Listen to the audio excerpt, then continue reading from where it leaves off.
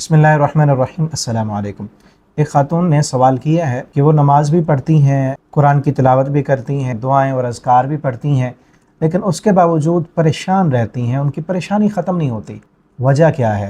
कोई ऐसी दुआ बताएं, कोई ऐसा वजीफ़ा बताएं कि जिससे परेशानी ख़त्म हो जाए। और देखा जाए तो ये सवाल हर दूसरे तीसरे मुसलमान का है कि हम नमाज़ भी पढ़ते हैं, हम रमज़ान में रोज़े भी रखते हैं, हम सदका व खैरात भी करते हैं, दुआएं और अज़कार भी हम पढ़ते हैं, लेकिन उसके बावजूद हम परेशान रहते हैं, परेशानी ख़त्म नहीं होती। तो मैंने सोचा कि एक वीडियो पैगाम में आपको बताया जाए कि असल मुसलमान के परेशान होने की वजूहात क्या हैं, आज का मुसलमान परेशान क्यों है। अगर हम उन चीज़ों पर गौर कर लें और उन चीज़ों को अपनी ज़िंदगी से ख़त्म कर दें तो इंशाअल्लाह हमारी परेशानी ख़त्म हो जाएगी। और ये चीज़ याद रखें कि दुनिया इम्तिहान की जगह है, यहाँ पर मसाइब, मुश्किलात, परेशानियाँ आती रहती हैं, लेकिन जिस इंसान का ताल्लुक़ अल्लाह के साथ मजबूत होता है, अल्लाह ताला उसको हर वक्त परेशानियों में नहीं रखते। अल्लाह का ऐलान है, मन आमिल सालिहन मिन ज़करिन औ उन्सा वहुव मुमिनुन फलनुहयियन्नहु हयातन तय्यबा, कि जो बंदा भी अमल सालेह करेगा, चाहे वो मर्द है या औरत है, फलनुहयियन्नहु हयातन तय्यबा, हम उसे पाकीज़ा ज़िंदगी अता करेंगे। तो पाकीज़ा ज़िंदगी जो है वो परेशानियों से निजात वाली ज़िंदगी है, वो सुकून, इत्मीनान, अमन वाली ज़िंदगी है। तो हम परेशान क्यों होते हैं? वजह क्या है? बाज़ मुसलमान कलमा पढ़ने वाले, हमारी माएँ, इसलिए परेशान होते हैं कि हमने गुनाह किया है तो नेक, नमाजी, दीनदार। परेशान इसलिए होते हैं कि गुनाह किया है, पता नहीं हमारा गुनाह माफ़ होगा, अल्लाह ताला माफ़ करेंगे या नहीं करेंगे। ये भी वजह हो सकती है। शैतान ज़हन में डालता है इतना बड़ा तुझसे गुनाह हो गया, पता नहीं अल्लाह माफ़ करेंगे कि या नहीं। तो अल्लाह ताला से अच्छी उम्मीद रखनी चाहिए कि हमारा रब हमारे सारे गुनाहों को सिर्फ़ माफ़ नहीं करता, बल्कि अगर हम सच्चे दिल से तौबा करें तो अल्लाह हमारे गुनाह। बाज़ मुसलमान इसलिए भी परेशान रहते हैं कि उनकी बीमारी ख़त्म नहीं हो रही, काफ़ी अरसों से बीमार होते हैं, तकलीफ़ में होते हैं, हमारी ये बीमारी क्यों नहीं जा रही।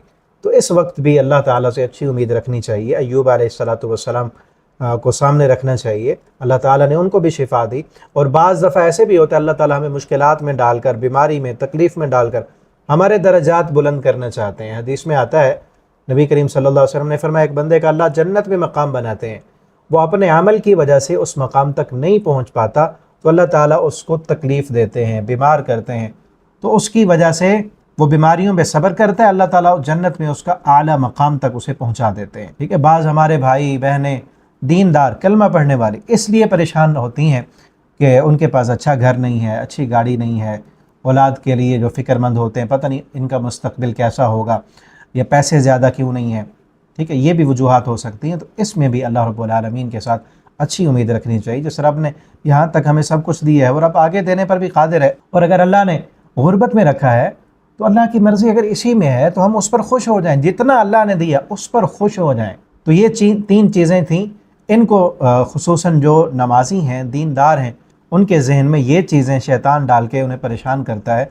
तो इन चीज़ों की वजह से परेशान नहीं होना चाहिए, बल्कि हमें सहाबा कराम की ज़िंदगी, प्यारे पैगम्बर सल्लल्लाहु अलैहि वसल्लम की ज़िंदगियों को पढ़ना चाहिए कि उनके हालात और वाक़यात कैसे थे। और आगे कुछ चीज़ें ऐसी हैं कि जिनके करने से जो असल परेशान होने की वजूहात हैं, उनमें एक वजह परेशान होने की नाशुक्री है।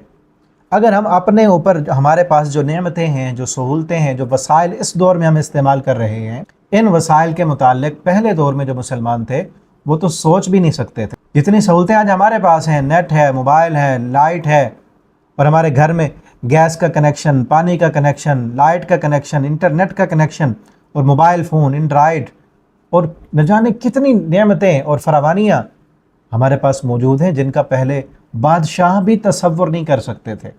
तो उन सारी नेमतों को ज़रा जहन में लाया करें, अपने जिस्म पर गौर किया करें, कितनी नेमतें हैं, हम खाते भी हैं, पीते भी हैं, वो हज़म भी होता है, सेहत भी है, बच्चे भी हैं, घर भी है। अल्लाह ने जो चीज़ें नहीं दी उनको मत सोचें बार बार, जो दी हैं उनको याद करके अल्लाह का शुक्र अदा करें। तो परेशान रहने की एक बहुत बड़ी वजह नाशुक्री है।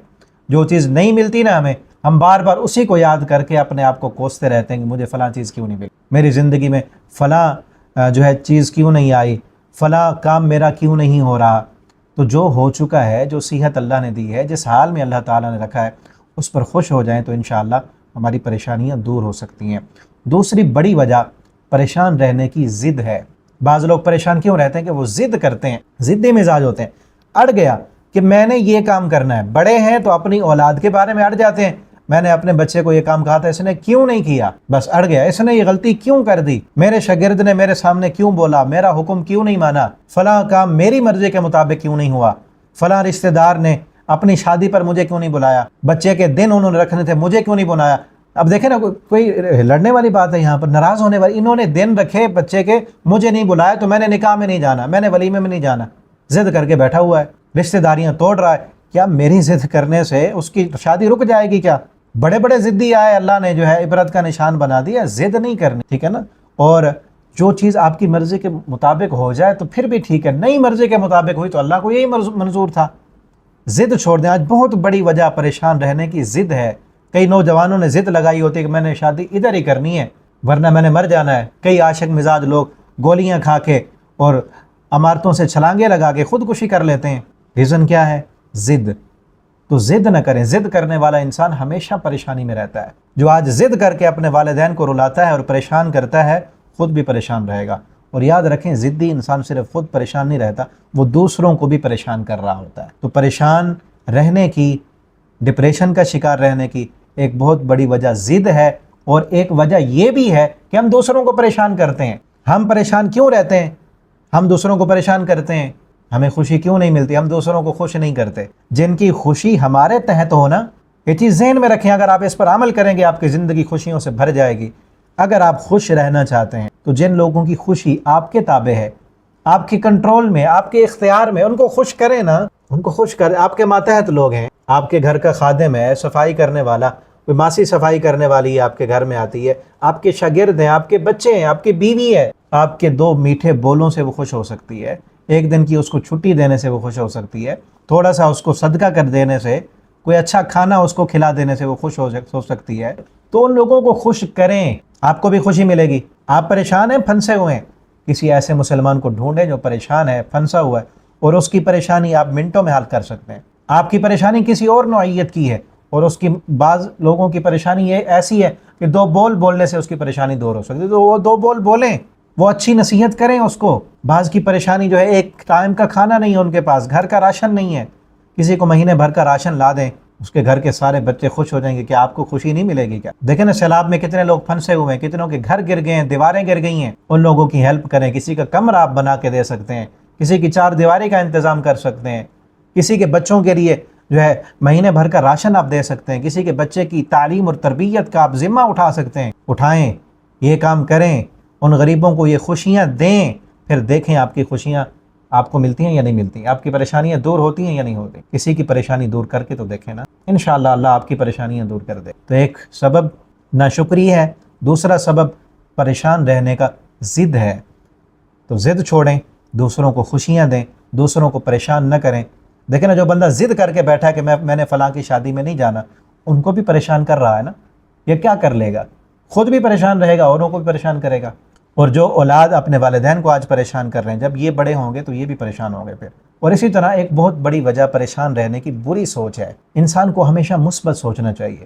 جو یہ سوچتا ہے پتہ نہیں میرے ساتھ کیا ہوگا، پتہ نہیں میرے بچوں کا کیا بنے گا، پتہ نہیں میں بوڑھا ہو جاؤں گا تو پھر میرے ساتھ کیا ہوگا، میری یہ نوکری چلی گئی تو کیا بنے گا، میری یہ فیکٹری ختم ہو گئی تو کیا ہوگا، مجھے کون کھلائے گا۔ بھائی جب تو پیدا ہوا تھا، جب تیرے دانت نہیں تھے، جب تو کما نہیں سکتا تھا، جب تجھے کوئی جانتا نہیں تھا، جب تو ماں کے پیٹ میں تھا، کس نے دیا تھا؟ کس نے تیرے لیے انتظام کیا تھا؟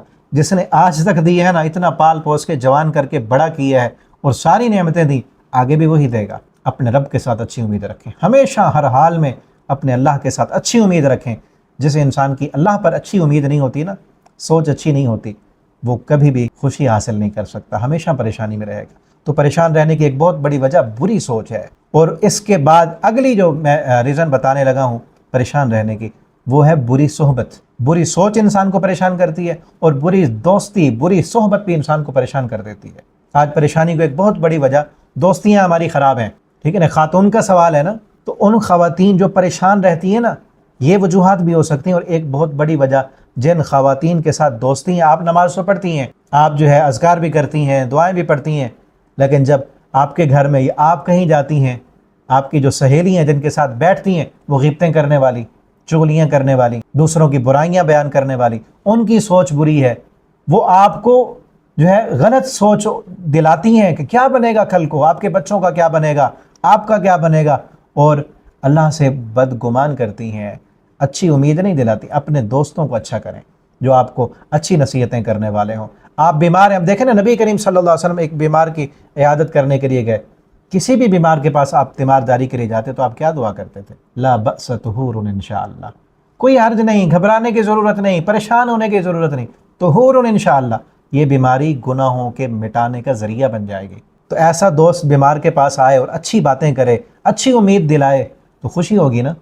بیمار کے پاس آ کر وہ کہے اوئے تجھے کیا ہو گیا، فلاں کو بھی یہی بیماری تھی، وہ تو مہینے بعد چلا گیا، تو ابھی تک زندہ ہے، یعنی وہ بیمار کو ایسی باتیں کر کے اور زیادہ بیمار کر دیتے ہیں۔ ایسے دوستوں پریشان کا وجہ بنی نا، پریشانی کا سبب بنا یہ دوست۔ ایسے دوستوں سے دوستیاں نہ لگائیں جن کی امیدیں اچھی نہیں، جن کی گفتگو اچھی نہیں، جو اللہ والے نہیں ہیں، دیندار، نمازی، اچھی سوچ والے، ان کو جو ہے اچھی اپنی صحبت اچھی بنائیں۔ اور اگر خوش رہنا چاہتے ہیں یہ 3 کام کریں، شکر گزار بنیں، ناشکری چھوڑ دیں، اپنے اندر لچک اور نرمی پیدا کریں، ضد چھوڑ دیں، اور دوسروں کو خوش کریں، آپ کو خوشی ملے گی۔ دوسروں کی خوشیوں میں شریک ہوں، جن کی خوشی آپ کے تحت ہے، آپ کے تابع، ان تک خوشی پہنچائیں، ان کے لیے خوشی کا باعث بنیں، آپ کو بھی خوشی ملے گی۔ دوسروں کی پریشانیاں دور کریں، آپ کی بھی پریشانیاں دور ہوں گی۔ اور اپنے دوستوں کو، اپنی کمپنی کو، اپنے ارد گرد جو لوگ ہیں ان کو اچھا بنائیں، ان کو اچھا بنا لیں۔ اچھے نہیں بنتے تو دوست چینج کر لیں، کمپنی چینج کر لیں، اور شوق سے عبادت کریں، اللہ کی اچھی امید کے ساتھ اللہ کی عبادت کریں، اور اللہ کے شکر گزار بن کر نیکیوں میں، فرم برداری میں دل لگائیں، اور لوگوں کو معاف کرنے والے بنیں۔ غلطی ہو گئی ہے کسی سے، بچے سے، شاگرد سے، آپ کی بیوی سے، ہم سے بھی غلطی ہو جاتی ہے نا، تو دوسروں سے غلطی ہو گئی تو اڑ جانے والے، اس کی ضد کر جانے والے کہ میں نے تو سزا دے کے ہی رہنا ہے، یہ نہ کریں، معافی تلافی کرنے والے بنیں۔ انشاءاللہ اللہ تعالیٰ زندگی کو سکون سے بھر دیں گے۔ غصہ آ جانا انسانی فطرت ہے، لیکن غصے کو پی جانے والے، جنت میں جانے والوں کی صفت کیا ہے کہ وہ غصے کو پی جانے والے ہیں، اور رشتہ داریوں کو جوڑیں، دوسروں کے لیے سکون کا باعث بنے، دوسروں کے لیے خوشی کا باعث بنے۔ اور اگلی اور آخری چیز یہ ہے کہ نیکی کا صلہ ہمیشہ اپنے رب سے لیں۔ یاد رکھیں اگر آپ نیکی کا صلہ کسی انسان سے لینا چاہتے ہیں تو پھر آپ کی زندگی سے سکون رخصت ہو جائے گا، کیونکہ یہ دنیا مفاد پرستوں اور انسان فراموشوں سے بھری ہوئی ہے۔ آپ کو کوئی ایسا مل بھی جائے جو آپ کو آپ کی نیکی کا صلہ دے تو وہ اس قدر نہیں دے سکے گا جو آپ نے اس سے امید لگائی ہوگی۔ ایک ہمارا رب ہی ہے جو ہماری نیکیوں کا پورا صلہ نہیں بلکہ 10 گنا بڑھا کر اخلاص اور للہیت، اللہ کے ساتھ توکل اور اس کام میں خلوص جتنا زیادہ ہوگا تو 700 گنا تک اللہ تعالیٰ جو ہے نیکی کا اجر بڑھا دیتے ہیں۔ اور اللہ فرماتے ہیں انا لا نضیع اجر من احسن عملا، ہم کسی کے اجر کو ضائع نہیں کرتے، نہ اجر ضائع ہوتا ہے، نہ اللہ تعالیٰ بھولتے ہیں۔ وما کان ربک نسیا، ہم بعض دفعہ اس لیے بھی پریشان رہتے ہیں کیونکہ ہم نیکی کرتے ہیں، کسی کے ساتھ احسان کر رہے ہوتے ہیں، ذہن میں کیا ہوتا ہے یہ ریٹرن دے گا ہمیں، اس سے بھی ہمیں کچھ ملے گا، توقع اس سے رکھ رہے ہوتے ہیں، اور وہ بھی انسان ہے بیچارہ، اس کو پتہ ہی نہیں میں نے اس انسان کے لیے کتنی محنت کی ہے، کتنا میں تھکا ہوں، کتنا میں نے جو ہے پیسہ خرچ کیا ہے، کتنا میں نے اس کے لیے انتظار کیا ہے، میرے دل میں اس کے لیے کتنی محبت اور چاہت ہے۔ وہ انسان ہے، اس کو پتہ ہی نہیں اس نے کیا ریٹرن دینا ہے ہمیں۔ اس سے امید رکھے نا جو ہمارے دل کے حالات کو بھی جانتا ہے۔ وَتَقَلُّبَكَ فِي السَّاجِدِينَ، دل میں کیا آتا ہے، کیا خیال آتا ہے، کتنے ہم بھوک اس کے لیے برداشت کرتے ہیں، کتنی تکلیفیں برداشت کرتے ہیں، کتنی باتیں اس کے لیے سہتے ہیں، کتنا راتوں کو اٹھ کر اس کے لیے جاگتے ہیں، وہ سب جانتا ہے اور وہ بھولتا نہیں۔ اس رب کی رضا کے لیے نیکیاں کرنے والے بنے، انشاءاللہ آپ کی زندگی سکون سے بھر جائے گی۔ اللہ تعالی ہمیں ان باتوں پر عمل کرنے کی توفیق دیں، اللہ تعالی ہماری پریشانیوں کو دور کر کے خوشیوں والی، چین اور اطمینان والی زندگی دیں۔ والسلام۔